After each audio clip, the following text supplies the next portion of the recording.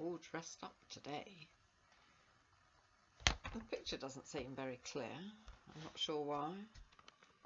Well, I've just been to a Zoom cocktail party. Take your own drinks. How cheapskate is that? This is the last story from book 1.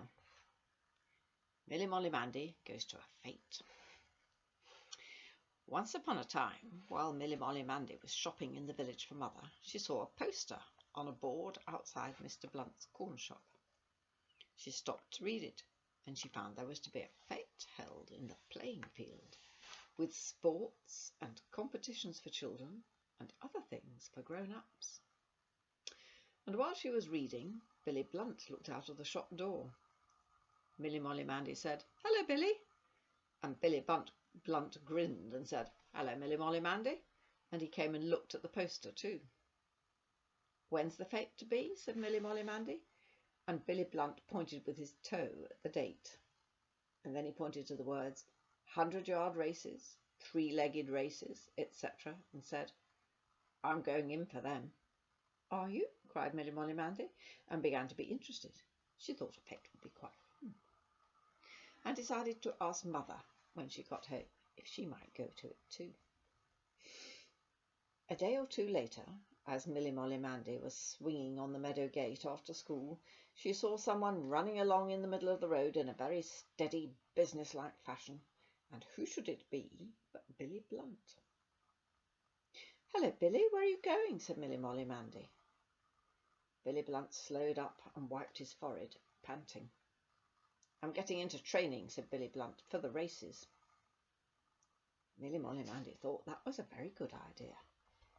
"I'm going to be doing some running every day," said Billy Blunt, "till the fete." Milly Molly Mandy was sure Billy Blunt would win, and then Billy Blunt asked if Milly Molly Mandy could count minutes, because it would be nice to have someone to time his running sometimes.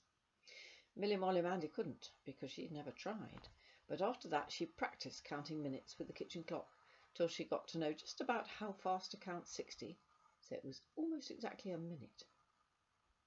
You count 1 elephant, 2 elephant, 3 elephant. That's the way to do it.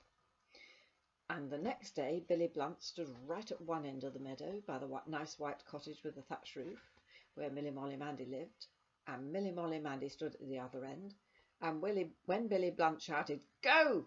and began running, Milly Molly Mandy shut her eyes tight so she wouldn't think of anything else, and began counting steadily. And Billy Blunt reached her side in just over a minute and a half. They did it several times, but Billy Blunt couldn't manage to do it in less time.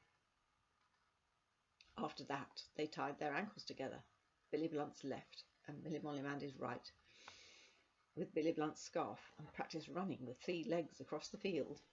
It was such fun, and Milly Molly Mandy shouted with laughter sometimes because they just couldn't help falling over. But Billy Blunt was rather solemn and very keen to do it properly, though even he couldn't keep from letting out a laugh now and then when they got very entangled.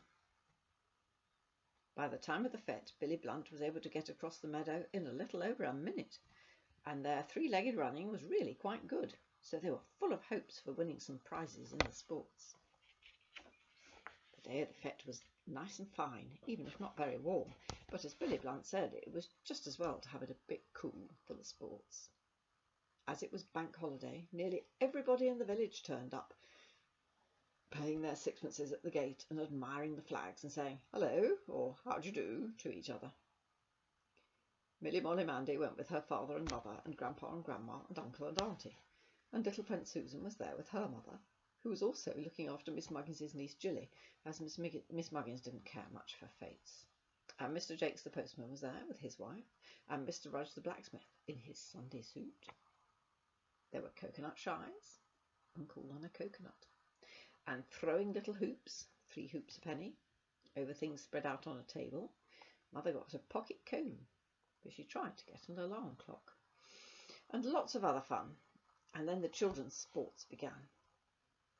Milly Molly Mandy paid a penny to try walking along a very narrow board to reach a red balloon at the other end, but she toppled off before she got to it, and everybody laughed. Miss Muggins's Jilly got the balloon. Then they entered for the three-legged race, little friend Susan and Miss Muggins's Jilly together, and Milly Molly Mandy and Billy Blunt, because they'd practised, and a whole row of other boys and girls. There they are.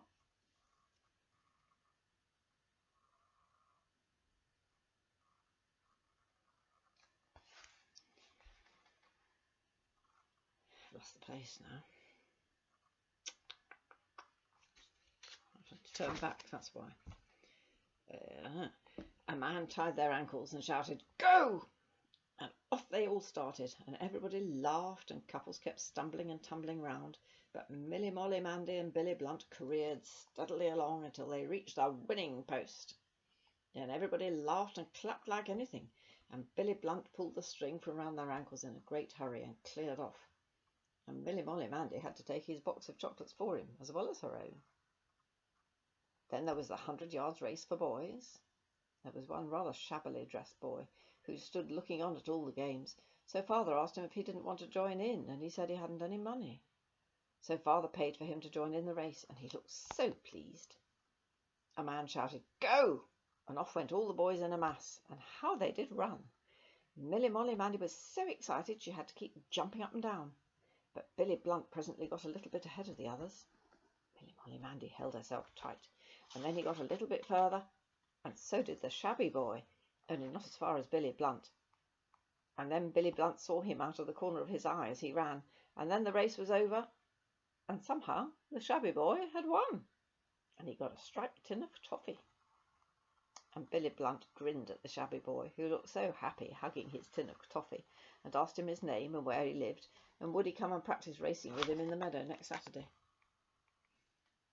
The next day, as Milly Molly Mandy and Billy Blunt and one or two others were coming home from school, they saw a big man with a suitcase waiting at the crossroads for the bus, which went every hour into town. And just as the bus came into sight, the man's hat blew off, way down the road, ever such a distance. The man looked for a moment as if he didn't know what to do, and then he caught sight of them and shouted, "Hi, any one of you youngsters run?" And Mrs. Milly Molly Mandy said, "Billy Blunt can," and he instantly off went Billy Blunt down the road in his best racing style. And just as the bus pulled up at the stopping place, he picked up the hat and came tearing back with it. "I should just say you can run," said the man. "You've saved me an hour's wait for the next bus, and a whole lot of business besides."